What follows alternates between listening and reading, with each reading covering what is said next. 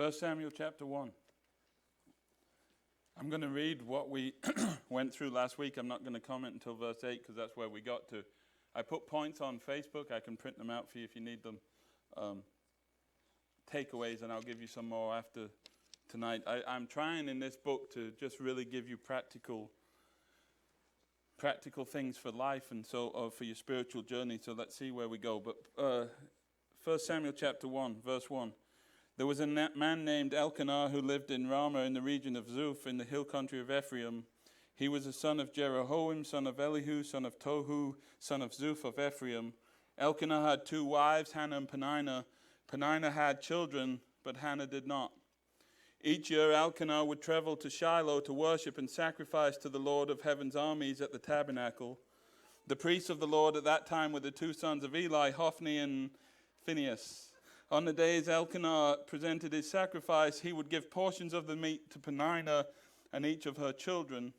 And though he loved Hannah, he would give her only one choice portion because the Lord had given her no children. So Peninnah would taunt Hannah and make fun of her because the Lord had kept her from having children. Year after year, it was the same. Peninnah would taunt Hannah as they went to the tabernacle. Each time, Hannah would be reduced to tears and wouldn't even eat. Why, verse 8 now, why are you crying, Hannah? Elkanah would ask.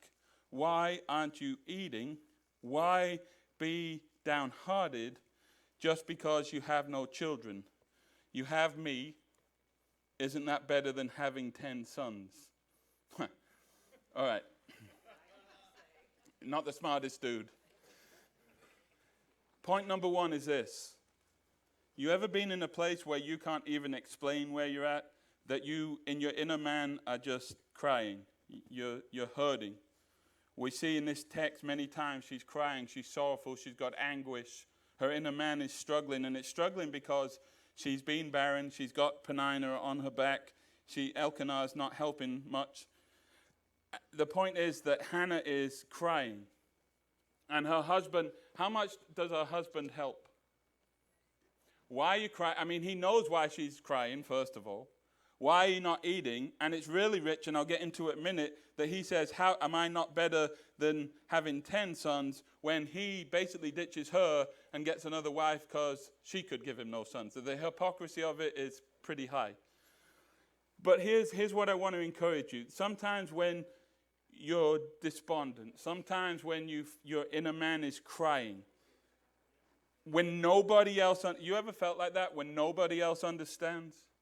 When nobody else understands, God does. Elkanah doesn't understand. Peninnah doesn't understand. Eli wouldn't understand. Nobody understood Hannah's situation. She didn't even really understand Hannah's situation. And so she's there, and it's hard to explain, it's hard to describe, and we get there, right? You've been there where you can't, and talking about it doesn't seem to help because you can't even put into words how you feel. And so when you don't understand, and when nobody else understands, you have to remember that God does. And not only that, but he has a perfect prescription. That God doesn't just understand, he has a prescription. So when you don't know what to do, and this is important because Hannah gets there, understand that God understands. You don't have to explain it to him. You don't have to worry about him not knowing. Sometimes we think, where are you? Aren't you watching? Aren't you here? God fully understands. And Elkanah is saying, some people ask some crazy questions. Why are you crying? He should know why she's crying. Why aren't you eating? He knows why she's not eating. And he's been a part of this problem. Here's what you have to understand about God. Other people will hurt you, right? Those words from Elkanah are hurtful. So other people, everybody in here has been hurt by somebody. Other people say stuff, they do stuff, it can be hurtful. God is never hurtful. God is the one person you can trust to never be hurtful. He'll never hurt you. He'll never be wrong. He'll never ask crazy questions. Elkanah is a perfect example of, why are you opening your mouth? Like, just don't say anything. I've been told that before, right? You've heard the saying, if you've got nothing nice to say. I know it was only me that got taught that, but But look, everyone, your best friend can hurt you. Your kids will hurt. Everybody will hurt you. But God doesn't. Hannah, if she's looking to her husband, what's she got? Not a lot. He's asking these questions. And by the way, thank God that he can't be hypocritical. Why be downhearted, he says, just because you have no children? And you just want to scream, are you joking? The whole reason, part of the reason she's downhearted is because the second wife is taunting her. Why does he have two wives? Because she wasn't enough for him. He is asking Hannah, am I not enough for you? What would you be thinking as Hannah? Well, I wasn't enough for what? Well, yeah. I wasn't enough for what? I wasn't enough for you. You're asking me if I'm not, am I better than having 10 sons? The whole reason there's conflict is because he decided he wanted kids and he took another wife. I mean, this is not great marital happiness, right? There's hypocrisy, there's hurt, he doesn't understand. Why be downhearted just because you have no children? Here's 2 important points under point 1, and here it is. Don't ever overestimate your worth. Elkanah seems to think he brings more to the table than he is. The problem is, you look around the room, it doesn't matter. Nobody can fully meet your needs. Nobody can fully meet your needs or the needs of others. Right? Therefore, we all have limitations. We think we're needed. People like to say things like, if I leave, then what? We have that attitude at work sometimes, like if I walk out, this thing's gone. If I leave this marriage, then what are you going to do? If I leave this church, what are you going to do? I mean, it's all over the place. And we have this idea that they need, like, they're lucky to have me. It's God that we need. And he says, you have me. Isn't that better than having 10 sons? I'm sure at this point she would trade 10 sons for this dude. God's grace is sufficient. He meets all of our needs. So when nobody else understands, God does. He won't hurt you. He won't be hypocritical. You can't underestimate you can't overestimate his worth. So look to him. Here's one of the biggest points tonight. Look at verse 7. Year after year, it was the same. Peninnah would taunt Hannah as they went to the tabernacle. Each time, Hannah would be reduced to what? Tears and wouldn't even eat. All right. Just like I said, we struggle sometimes. Our inner man struggles, right? And you've been in this building. If you've been in enough, you've been in even this sanctuary, and it's hard to worship. Sometimes it's hard for worship to be sweet.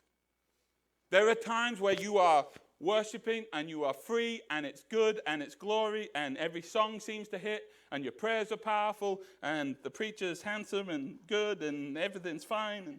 All right, that might be. I'm just checking if you're awake. But let's be honest, in our inner man, sometimes it's hard to worship. Oh, no one knows what I'm talking about. This is awesome. Then I expect a lot of amens and hallelujahs on Sunday. Look, sometimes it's hard. Why is it hard to worship sometimes? Because our mind's on something else, because we're scared, because there's a whole lot of look, worship doesn't just come like you just don't walk into this sanctuary, become holy and sanctified and find it easy to worship. Sometimes worship isn't sweet. Sometimes it's hard. Sometimes you have to force yourself to sing. Sometimes you have to force yourself to just get here. Sometimes if someone said to you, I don't know if it's ever happened to you, sometimes you're struggling, and if that isn't the day that someone says, will you pray?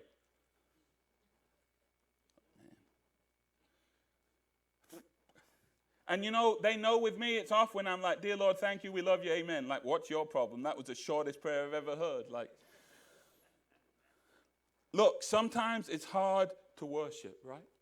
This, look at what she's at. She's going to the tabernacle, and it says every time she's reduced to tears and wouldn't eat. This isn't a one-off thing. Every time she goes to the tabernacle, which we talked about last week, offers these things and is part of this sacrifice and is part of this fellowship meal, every time she's left with tears and she wouldn't eat. Here's what I'll tell you. When that happens to you, and it has happened, and it probably will happen, when it's hard to work for worship to be sweet, do not retreat. You can remember that, it rhymes. When it's not sweet, you see, that's what we do. When the worship isn't sweet, when it's hard, when it seems like, man, Lord, we're not like what is happening here, there seems to be a disconnect, you know what we do? We retreat. I'm in a place where it's hard and church is just showing me that I can't worship. And so what's our first reaction is to what? Is to retreat. When prayer is difficult, what do? We retreat. When reading the word is hard or time-consuming, or we don't get anything, we don't understand it, we simply think, the best thing to do? We're built with this innate desire to retreat. It's the flesh. It's like this isn't working. Look, Hannah is hurting. Verse 7, reduced to tears, wouldn't eat. Verse 8, even Elkanah says, why are you downhearted? Verse 10, Hannah was in deep anguish, crying bitterly. Look at verse 9.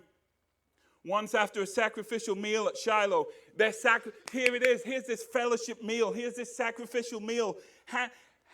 Hannah gets up. The picture at this meal is that she has been in deep anguish. You ever been at church or maybe around a table, even maybe at Thanksgiving, and everyone seems to be okay but you? Like everyone's easily giving thanks and you're like, man. You sit at church and everyone seems to be with it. You sit in life group and everyone seems to be getting it and you're like.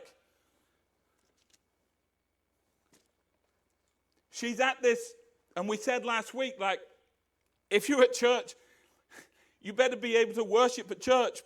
You should be able to, if you come in and seeking the Lord, there should be something. We shouldn't, she's at this tabernacle, and all she's got is tears. There's got to be more than that. There's got to be a better answer. She struggled to be joyful, and so something needed to give. And this is where Hannah becomes a hero. This is where she shows us what to do. Do you notice? She sat at this sacrificial meal, and she gets up. Where do you think most people would go?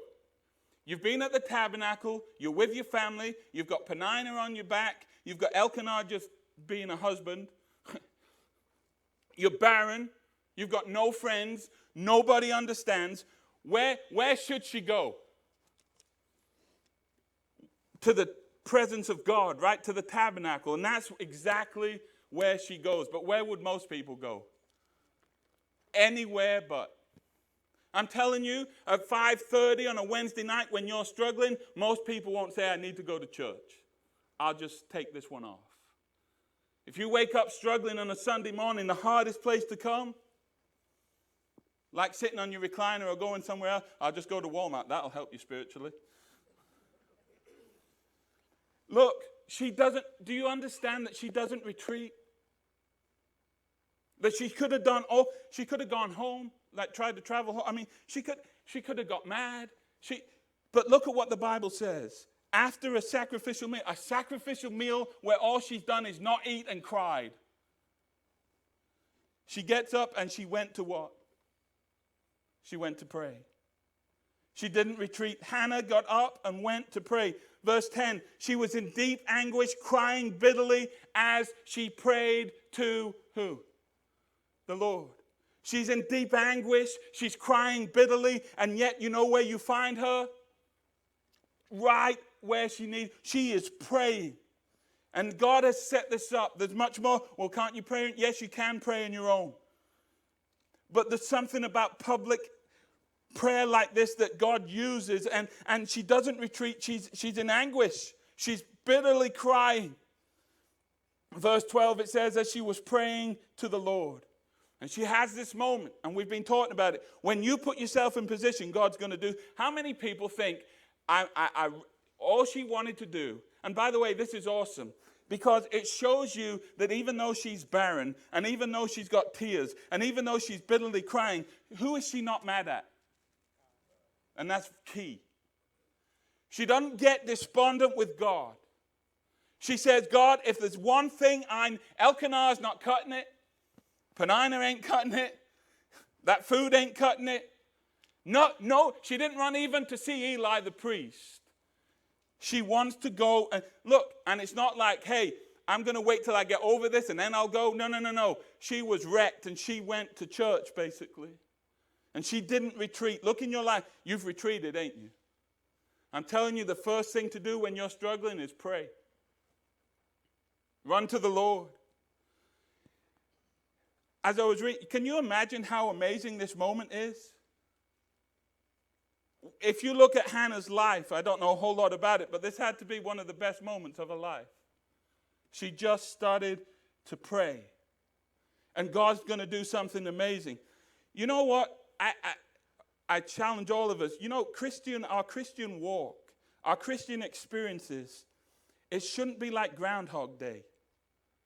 It shouldn't be like this normal, every day we go through the same motions. Like, I don't know if you feel like that.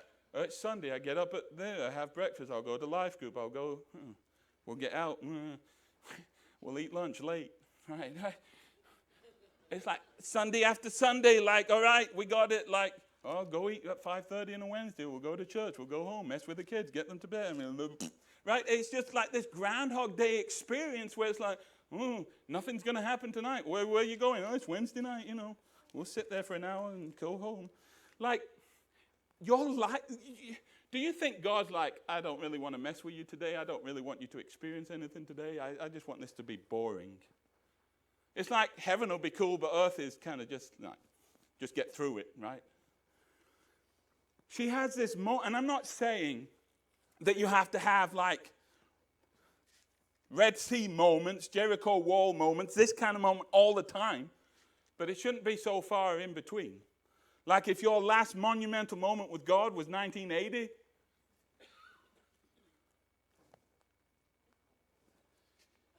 it should, you see, our relationship with God should evolve as we grow.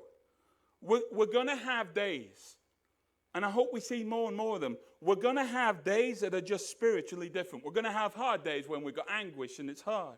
But there are going to be days where you just meet God in a special, deep way. Gideon had it. When Jesus showed up to Gideon, Gideon had a special day. Moses in the Red Sea, special day. Daniel in the lion's den. But are we even looking for them? Like, God shows up. Here's what I'll say. We're meant to be in awe of the majesty of the Lord, right?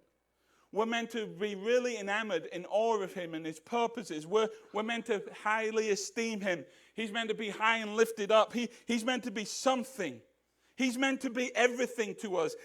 We're meant to be excited by him, encouraged by him. We're meant to look at him and smile. We're meant to look at him and get excited. And yet monotony and tradition and vain repetition and custom all tarnish that. Just vain monotony, just vain tradition, just vain repetition and custom can really mess up the majesty of the Lord. I remember when Dad was preaching in a way, and he would have a church in England. We lived in Scotland. He'd come home on a Wednesday and leave on a Saturday. And we went to this church in the village, and it was fine. And if people want to do it, that's fine. But every day, every Sunday, they read the same prayer for the same prayer book. And that's fine and all. And if you've done it, that's... But man, as a kid, I was like, can someone just pray? Like, look, I'm not saying there's no worth to that. And people, God can do whatever he wants. He can use that. But the monotony of it was like, if we confess our sins, I even remember what they were saying. If we confess our sins, he is faithful and just. That's what they read. And it's in the Bible and it's good. But every time, 5, 10 years, you're just repeating it. It's just, there's not. My favorite word is power, and I just wanted to get up and say, can someone else pray? Can we just break tradition just once? Like, can we even pray without the book? I mean, what would happen if we lost the books? Like, does anyone, like, say, dear Jesus, and finish amen, I guess? I don't know. I mean, like, does anyone know what we're doing? But this wasn't normal. It wasn't customary. It wasn't a monotonous day. And her prayer wasn't just mechanical. It wasn't just repetition. And here's something I want you to see. And maybe I'm reading too much into it, but I find this, and it'll make more sense when we study Eli more. Eli, what was his job? He's a priest. Where do priests stay? Okay, he's at his, and look at what this version of it says. He was at his customary place beside the entrance of the what? Of the tabernacle. He's doing his job. It's customary for the priest to be where? At the tabernacle. There he is. Okay, so if you're a life group teacher, it's customary that you be in your class at 9 whatever. It's customary that I'm up there, right, on a Sunday. It's kind of like frowned upon if you just don't show up. Well, maybe it's not. I'll try it. But when you read Eli, he's messed up. In fact, he's going to be disciplined by the Lord to the point of one day he's going to rock in his chair and fall over. He's going to break his neck just rocking on the chair. God comes after him and his family because of all of these, and we'll get into that. But do you see who's there?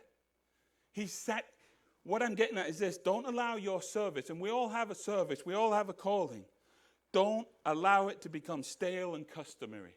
The picture, now there's some good things about Eli, but you get this picture that the priest is just sitting there and he's going through the what? Don't you think we can do that? Hey, it's customary for us to go to church on a Sunday, so we'll just... Why are you doing that? Well, I've always done that. It's hard, let's be honest. It's one of the hardest things in marriage is keeping it like really, what's the word? I'm trying to be fresh, passionate, exciting. They're all good. All right, we'll go with that.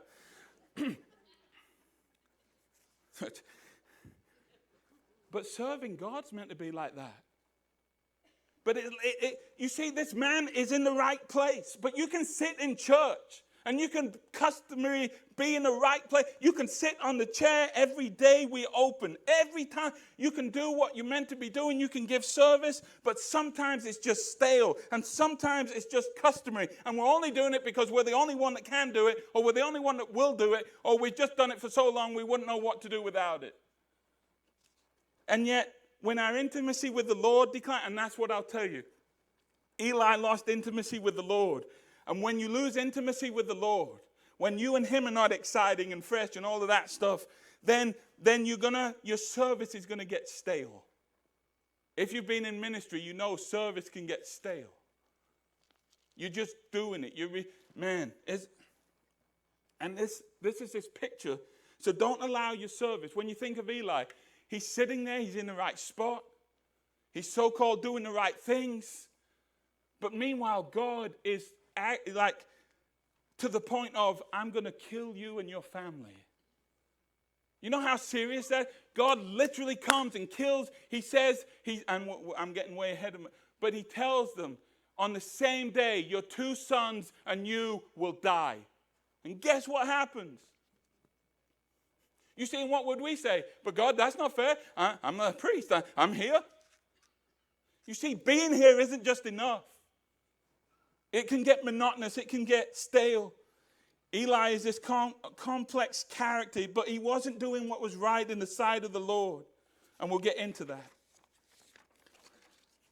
Look at verse 11. Hannah, in verse 10, Hannah's in deep anguish. She's crying bitterly. She prayed to the Lord. And verse 11, what does she do?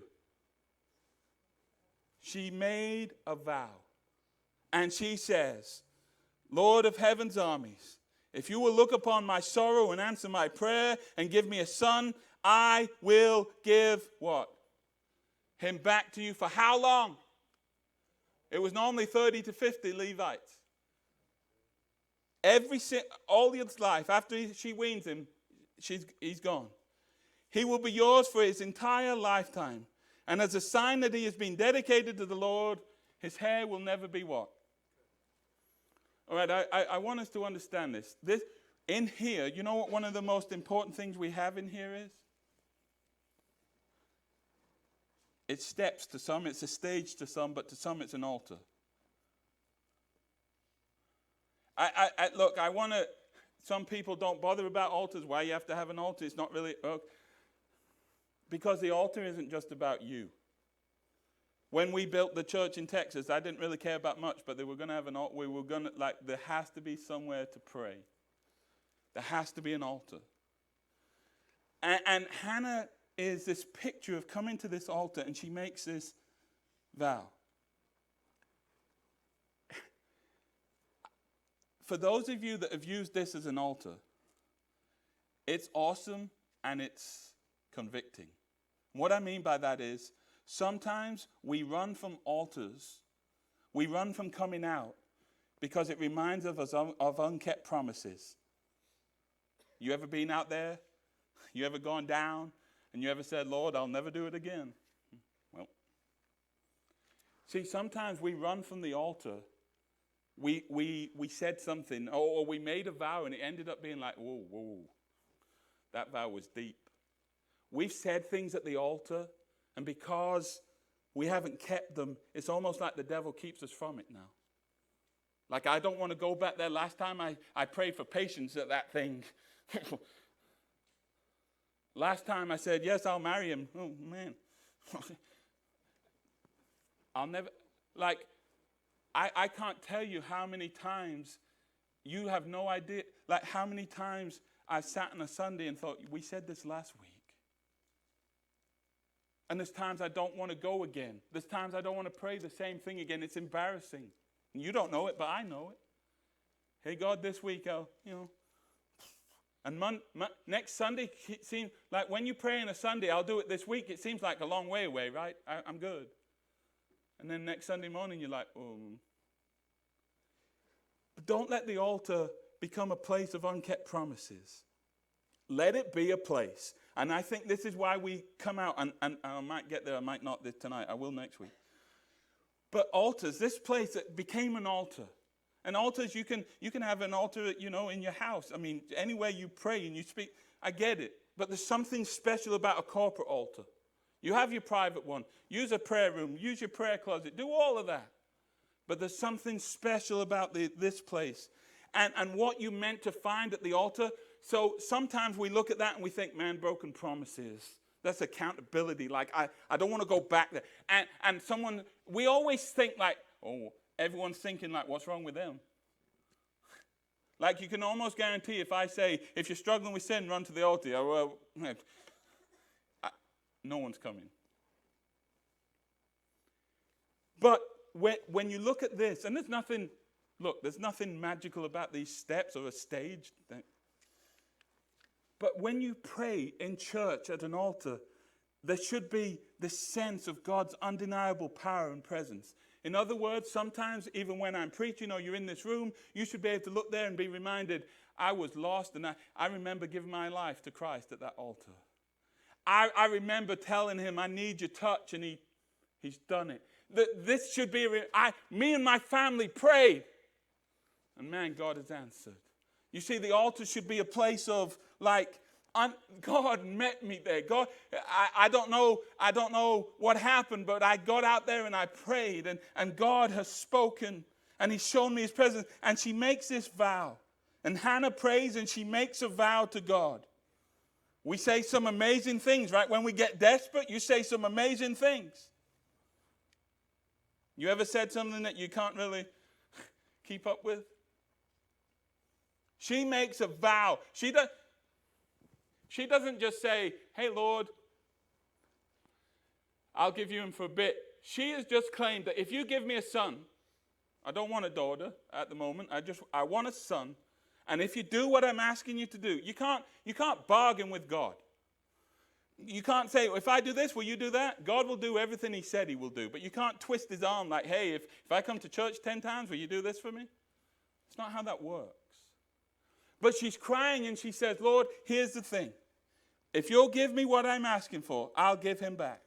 And I won't just give him back for a month, for a year, for 10. I'll give him back. Do you know, we're going to get there. Do you know how hard it is to take your baby that's just been weaned and leave him at the tabernacle? And she does it. She kept her vow. She keeps her promise.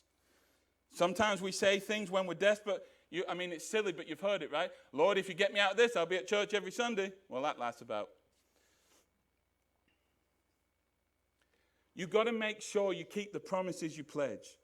As long as they were honorable to begin with, right? Sometimes we make promises that aren't even good to keep. But when they're honorable, keep what you've pledged. And when you look at that altar, when you look at this church, when you should be in awe of the Lord, I've met God here. That tabernacle was something special. It was a place full of tears and full of anguish, and now it becomes this place where she meets God. That wine press that Gideon was at, that wine press that had nothing but bad vibes and horrible, aura and no peace and no joy, that wine press became an altar. That's where I met Jesus. You could have got saved in a raggedy old church building or a field or whatever. That becomes a special place to you. That becomes a place. Man, listen, at the church you got saved, there's something special about it. There's something special. You could go back in that room today and say, man, that's where I met Jesus. It should cause us. And in verse 11, Hannah promises to give her son back to the Lord physically. She would give him to the Lord for an entire lifetime. And she does something. And you can read it in Numbers 6, 1 through 9. You can read the Nazirite vow, how they wouldn't take the wine and the fruit, and they weren't allowed to touch a dead body, and they wouldn't cut their hair. But think about this. Think about the dedication that she did, and think about the dedication that it put on him, the accountability that it put on him. God said in this vow, don't cut your hair. Why? It would be a sign that you were whose? That you were God's. A simple thing made Samuel stand out. He's got long hair. Why has he got long hair? Why have you never cut your hair? Because I'm separated for who? For God. So he's walking around with this big blazing sign I'm separated. Which sounds easy until you do it. You see, here's the problem. Israel was meant to be separate. In fact, so separate that everyone knew that that's God's people. That's why they do their own feasts. That's why they act their own way. That's why they say their own things. That's why they pray to their God. That's why they have all of their clothes and all of their stuff. Israel was completely meant to be alien to everybody else to show off who God was. There was an accountability with that, and that is why God comes hard against Israel. Because when Israel plays the fool, and they're the ones separate, when Israel is dark, who's going to be the light? Well, watch out, because when the church is dark, you see, we're separate, we're different.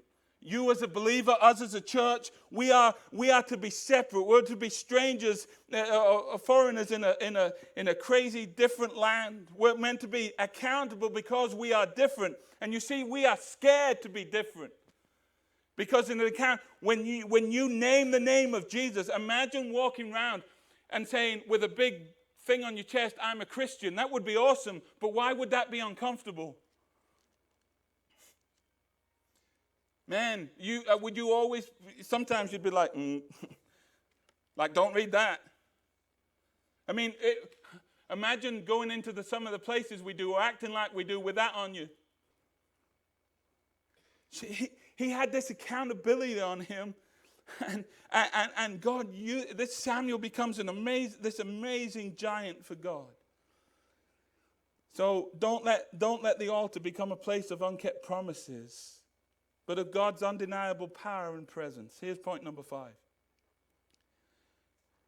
Don't allow bitter circumstances to redefine the righteous God you first believed in. It says it in Corinthians. You believed in the resurrection. When we came to you, when we preached, you believed in the resurrection. Now what happened? Galatians. It was as though you saw Jesus die right in front of you. And now you think it's not by the Spirit, it's by works. Who's betwixt you? What has happened to you, oh foolish Galatians? You started life in the Spirit. You now think you have to finish it in the flesh? And circumstances try to make us redefine God. Here's one thing you have to know. God never changes. God never changes. What the devil wants to do is change Hannah's view of who? I just told you, God's the only one that won't hurt you. God's your only hope. God's the only one who understands your tears. God's the only one you can always turn to. God gets it. God is your hope, your peace. So who do you think the devil wants to redefine? Absolutely. And this is a challenge of Hannah. Don't dare. Don't dare think because you're barren, I'm bad. Don't think because Penina's messing around with you that I'm not present. Don't think because things aren't easy that I'm just aloof and left you. Don't think because this has happened that I'm not good or I'm not holy. I am righteous. And listen, nobody gets saved without believing they're unrighteous and Jesus and God and the Spirit are righteous. You cannot get saved if you question the righteousness of God. No believer came and said, well, you say my righteous, here's my life. You know what you do at the cross? I am totally unrighteous. And the only way I can be redeemed and the only hope I have is a righteous Savior named Jesus. Well, if God never changes and he was righteous at Calvary, guess what? Some of you are in a harder position than you've ever been in, but God ain't changed. Don't redefine God. The devil redefines marriage. He's trying to redefine everything. God is righteous. You believe that at the cross, otherwise you ain't saved. No one comes to him without that. And she cries. Notice what she calls him. And I know sometimes they say, oh, sovereign Lord, and then go into a panic attack. But I believe as she's praying, she knows.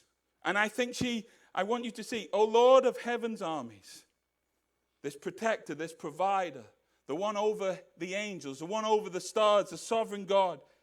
All these times in the Old Testament, oh, Lord of heaven's army. He was her provider and he was her protector. She makes this vow, and look at what she says. Right after she made this vow, oh Lord of what? Of heaven's armies. I believe she's holding on. She's hurting. But she cries out to the Lord of heaven's army. That's important. That's really, really important. She says, now catch where it gets interesting. Do you catch what she says? Look at what she says. If you will look upon my sorrow. Why is that kind of messed up? You see, the lie of Egypt was, God's gone. It's been 400 years. He done forgot about you. He don't care. Oh, Moses is the answer. And Moses shows up and they get worse. It gets harder. Remember what God said to Moses? Sorry, I've been asleep for 400 years. He says to him, I have seen the oppression of my people, and now I am ready to what? Here's what you got to understand. There wasn't a day went past that God wasn't sovereign over Israel in Egypt. There wasn't a day went past that God didn't love Israel in Egypt. There wasn't a day went past when Pharaoh got away with anything that God didn't see. There wasn't a day went past when Israel was not on the heart and the mind of God. For 400 years, they had to be in captivity. It was pre-told. After 4 generations, I'll come and rescue you. And see, the lie of Egypt is, God, you're gone. God, you're not good. Remember, they don't like Moses very much, and he leaves, and what do? They panic because Moses is gone. She says, and you can catch it, and reason.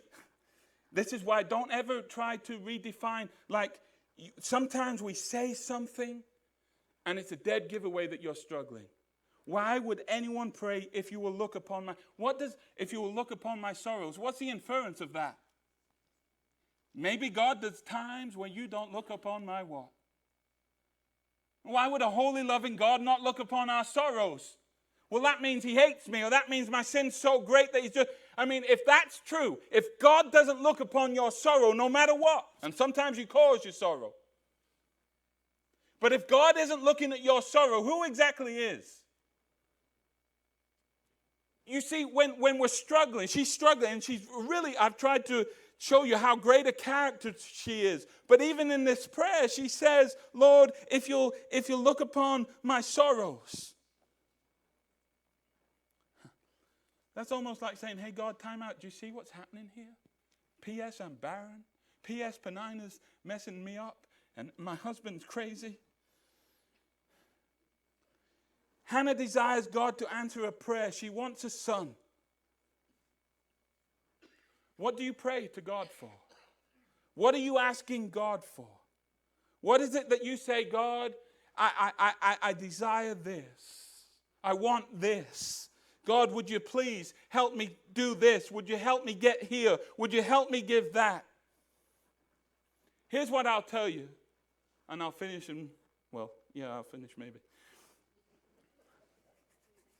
How many times do you pray and God doesn't seem to move? How many times do you pray and everything you asked him not to do, he's done? Don't let it get any worse. Bam. How many times have you prayed and you are tempted to redefine the righteousness of God? Maybe he is late. Maybe he don't care. Maybe he can't do it. Maybe I'm too far gone. Maybe that friend at work that's been talking mess about the Lord, maybe he's right. Maybe I'm reading the wrong Bible. Maybe God isn't just quite who I thought he was. But listen to me carefully. When God doesn't move the way you want him to, and that happens to all of us.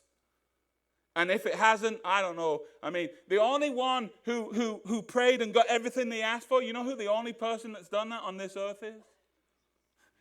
Yeah, and why? Because he fully prayed the full will of the Father at all times. Sure, if you want to pray the full will of God, the problem is we don't even have we don't have the knowledge of the... Look, when you are praying, she's prayed for a son. Now she gets it. But what happens if her daughter comes? What happens if she's barren for the rest of her life? Is God bad? You've gone to the tabernacle, you've prayed, you've tried to make this vow, you've said to God, does God have to do anything? Does God have to answer her prayer like this? The only way God has to answer this prayer is if he's promised it. If he promises it, he has to do it. He's under no obligation. But he's going to. But if God doesn't do it the way we want him to, it doesn't mean he's not aware of your situation or your sorrows. I want you to catch this. When you are praying and it doesn't seem to be working, and God doesn't seem to be moving, and you still haven't got the thing you've been asking for, even to the point of, why don't you just save my husband? Right? A good prayer. You should pray that. And surely God will answer that, right? And if I just do it 5 times, surely that's enough. And anyone that's had an ill parent or friend or family member, how many times did you pray for healing? And it seems like the moment you pray for healing, they get sicker. And you think there's moments where you're like, man, God surely is going to let them live. And then they die. Then what? Is God who he said he was? But when God doesn't do what you're asking him to, when it seems to indicate that, God, you don't see my situation and sorrow, you know what the real answer is? You're not aware of the good, pleasing, and perfect plan of God. That is how we make it. We are transformed by the Spirit, and when we are our minds are transformed by the Spirit of God. And the Bible says when our minds are transformed by the Spirit of God, you will start to know the good and pleasing and perfect will of God. Here's what your prayer needs to be tonight. If you find yourself in a position where you're like, God, I prayed and you ain't doing nothing. God, I'm really tempted to think you're late here. God, I'm really trying to hang on. God, help me. You know, instead of trying to push his hand and say, heal them, or just do this, God, or just get me out, get me out, get me out. What we need to be praying is, God, by the Spirit of God, transform my mind. Because if you'll transform my mind, I will figure out that your ways, are good and pleasing and what? And perfect. That Hannah's barrenness at that moment was good and pleasing and perfect. Here's what I tell you. I can't explain it. I can't understand it. I think of what I've been through in my life, and my flesh says there's no way that can be good and pleasing and perfect. And yet, you know what? It's not that God was wrong. It's that I need a different mind. God, help me with when I am tempted to think you're late or old or struggling, God, I need your Spirit to you know where the devil attacks you? In your mind and in your heart.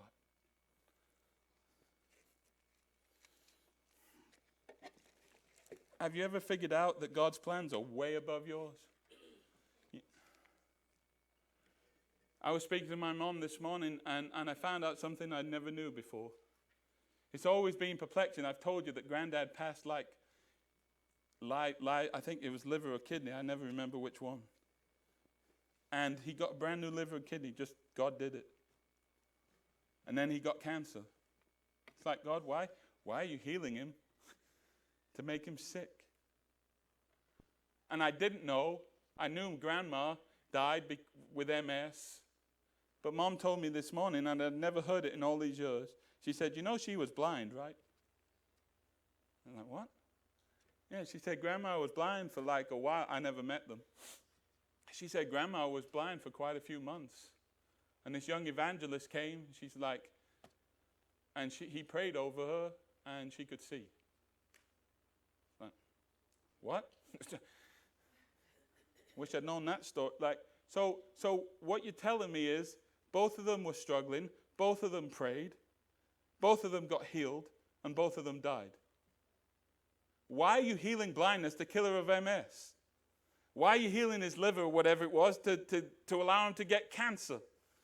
Meanwhile, when Granddad is sick and going through all this stuff, people at church be crazy, and they're coming against him even when he's going through all of that. And my dad's brother, the one that isn't a preacher, is really getting soured on church and Christianity because he sees what church people are like. And so at the same time, in all the mess, God is producing two preachers and one brother that wants to run as far away as he can from church. But you know what? You never know what God's doing, do you? And my Uncle Ted, he's a black sheep. He was the only one. That's just family secrets you don't need to know about. But you think, God, what are you doing? Why didn't you just stop this? Why didn't you just do something? Why? And you know what? You talk about special days. One day my dad's in Chambersburg, Pennsylvania, years later, sitting at his desk, and his brother calls him. Totally out of the blue. He's living in England still, we're in America. And he says, Keith, I need Jesus. And he just starts to, what I'm telling you, long way of saying, God knows what he's doing. And when it seems like he don't, ask for transformation of your mind, not for a transformation of circumstance. He isn't wrong. Don't change your mind on him. If he can change, we're all going to go nuts. If he gets old, if he changes his mind, we're all in trouble. I'm telling you, when you struggle, don't redefine God.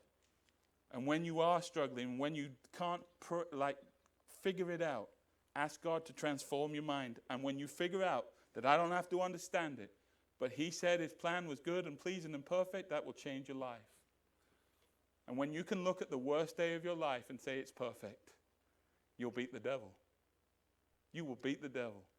When you can look at the hardest thing you'll ever go through and say that's good and pleasing and perfect in the eyes of holy God, you win. You'll win. Does anyone have any questions, thoughts?